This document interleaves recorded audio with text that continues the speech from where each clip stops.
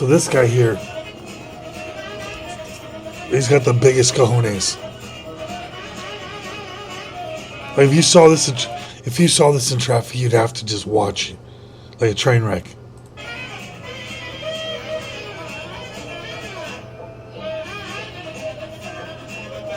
God, at this point, he's got to be struggling. You know those tires are spinning.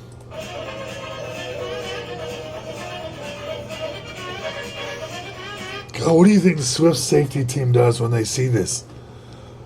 They got it. Like, which one is it? Which one of us is it? Can you zoom in enough to see the truck number?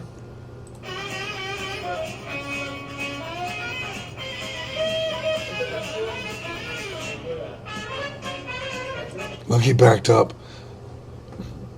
Means maybe someone in that truck knew to tell him to back up and try it again.